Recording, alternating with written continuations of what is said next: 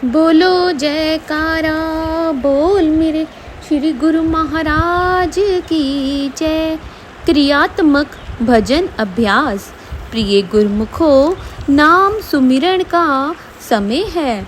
अन्य सभी संकल्प विकल्प छोड़कर केवल नाम सुमिरन करने का दृढ़ संकल्प कर लीजिए। दृढ़ संकल्प से ही सब कार्य सिद्ध होते हैं। नाम सुमिरन के अभ्यास का अर्थ है नाम मंत्र का बारंबार और निरंतर जाप करते रहना। इस बारंबार और निरंतर जाप जपने से एक लय बन जाती है। फिर जैसे जैसे इसमें रुचि बढ़ती है, यह लय एक सुरीली तान बन जाती है जो बहुत मनमोहनी होती है। यह दुर्लभ मानव जन्म केवल इसलिए मिला है कि श्वास श्वास में नाम का जाप करते रहें। यही इस जीवन की पूंजी है। सभी ग्रंथ शास्त्र यही कहते हैं कि इस दुर्लभ और नश्वर जीवन में नाम जप की पूंजी ही सार वस्तु है, जो जीवनोपरांत साथ रहती है। शेष सब कुछ तो यहीं रह जाता है। अतः इस अमृत वेला में जबकि सुमिरन ध्यान के लिए बैठे हैं, तो अन्य सभी विचार मन से हटा लें और केवल नाम जाप में अपनी सुरती को एकाग्र करने का अभ्यास करें। यह मन जन्म जन्मांतर से बाहर भटकने का अभ्यस्त हो चुका है। अतः अपनी आदत के अनुसार ही यह चंचल बना हुआ है। अब इसे नाम जप का अभ्यास करते करते स्थिर करना है।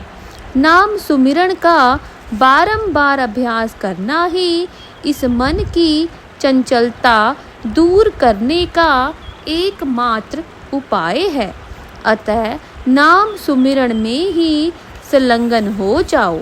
हिमालय शिखर पर चढ़ना संभव है, चांद पर उतरना भी आज संभव हो गया है, परंतु अपनी ही आत्मा के आत्यंतिक शिखर को छूना सबसे बड़ी बात है और जीवन में यही असली काम है।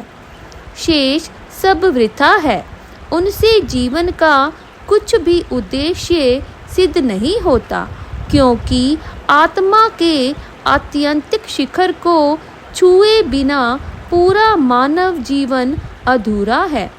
अपनी आत्मा के शिखर को छूने के लिए अपना पूरा जीवन, जीवन के सभी भाव, शरीर, मन, बुद्धि और अहंकार तथा नींद, आलस्य, भूख, प्यास सब कुछ दांव पर लगाने पड़ते हैं।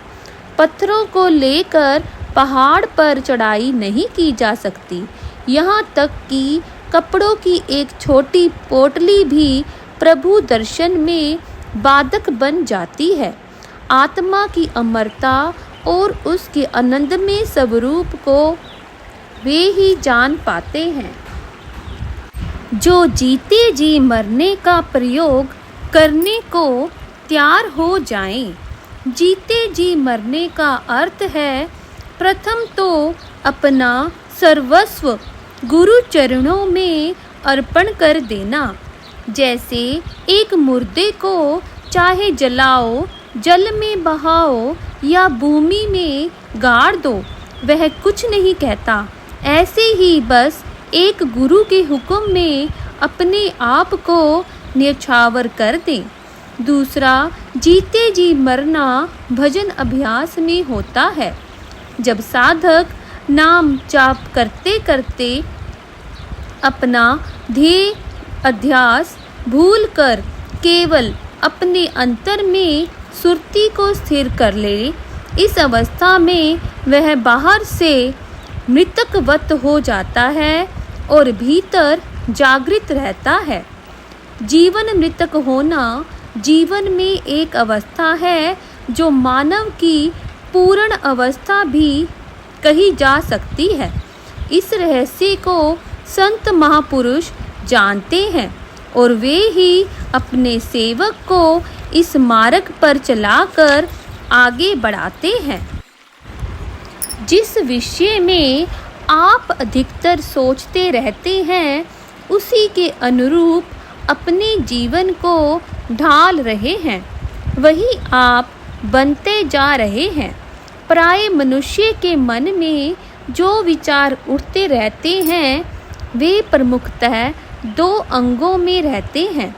पहला अंग तो आत्म उन्नति अर्थात भक्ति भाव प्रधान होता है और दूसरा भौतिक जगत की उन्नति प्रधान होता है कि आत्म उन्नति प्रधान विचार आत्मा को निज घर की ओर ले जाने वाले होते हैं, अतः वे सुखकारी होते हैं। इसके विपरीत भौतिक उन्नति वाले विचार मानसिक पीड़ा देने वाले या दुखकारी होते हैं।